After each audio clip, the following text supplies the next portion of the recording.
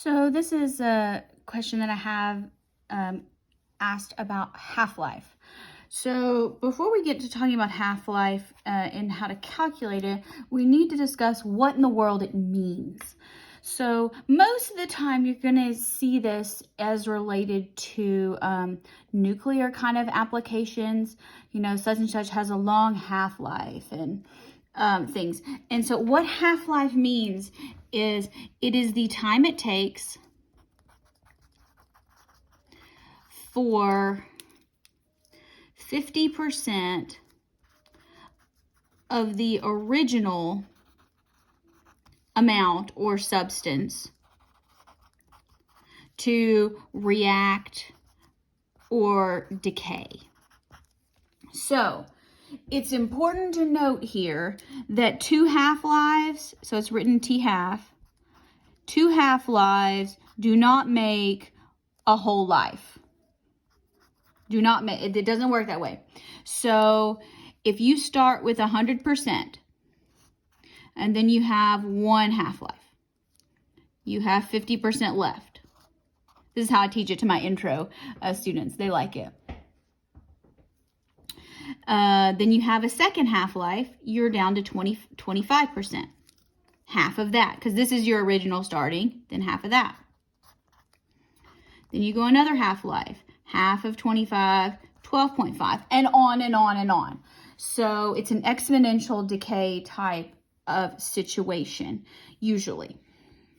Now, how we calculate that depends very much on the order of the reaction. So before you can calculate half-life, you have to know whether you're dealing with zero, first, or second order reaction, because there are different equations for that. And it's all based on the integrated rate law. And so I'm going to derive these equations for you. And so when we have a zero order reaction, let's use our zero order integrated rate law, which says concentration of A at time t equals negative KT plus A0. So there's no logs, nothing. Okay, so let's pick some numbers that are going to be easy for us. So we can use 1 and 0.5. So because I'll use decimals instead of percents here. So after one half-life, half of it remains. So if I start with 1, so if we say A0 is 1, then after one half-life, it's 0.5. So 0.5 equals negative KT, make sure I do this, plus 1. Okay, we just plugged and chugged. Okay, so let's subtract 1 from both sides. Negative 0.5 equals negative KT. So T half equals 0.5 over K.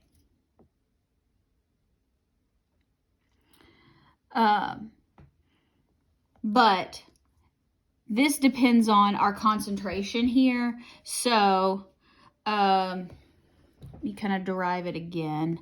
I'm going to substitute here. This will work with specific numbers, and it's still going to work, but I want to show you how you get the actual formula. Okay, so this is going to be A0. And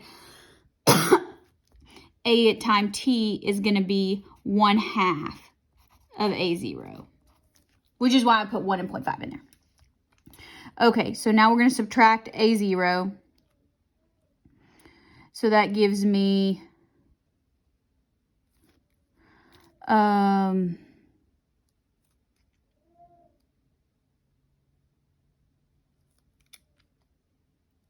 negative 1/2 A0. And now we divide by negative K, divide by negative K, divide by negative K.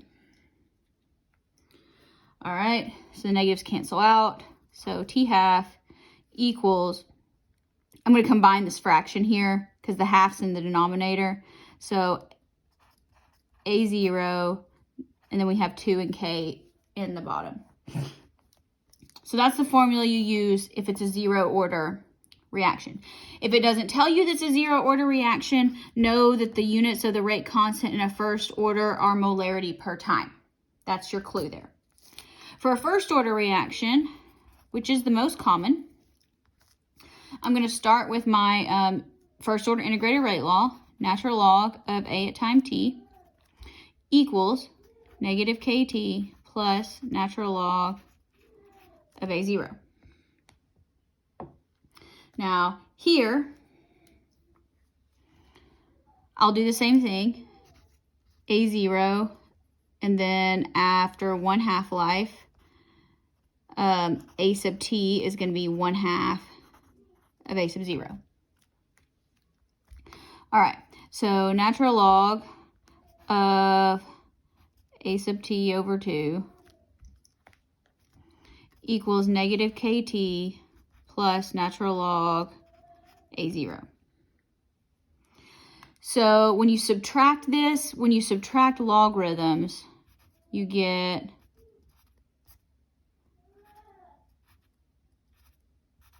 that's an A0. It's the same thing as dividing. So look, these go away, equals negative KT.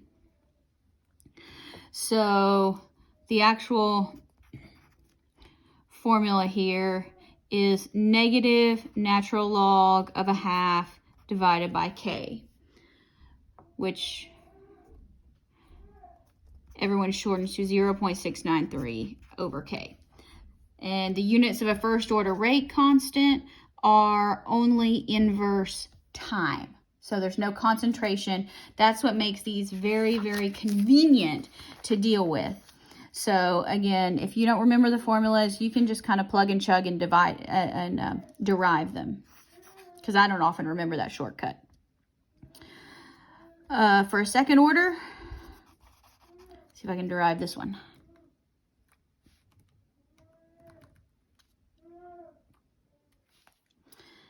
Second order rate law is 1 over A at time t equals KT plus 1 over A0. Okay, so that gives us 1 over 1/2 of A0 equals KT plus 1 over A0.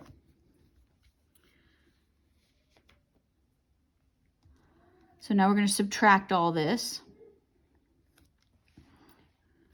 So that brings some things up to the top. That'd be 2 over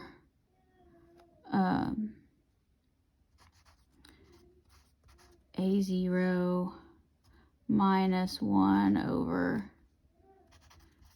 A0 equals KT. That just comes over to the top. 2 minus 1, this is a common denominator. 1 over A0 equals KT. And this is T half. So we got to divide by K. 1 over K A0 is the half-life formula there. So that's where they come from. If it doesn't tell you it's a second order reaction, you know it's a second order reaction because the units of K are inverse molarity and inverse second.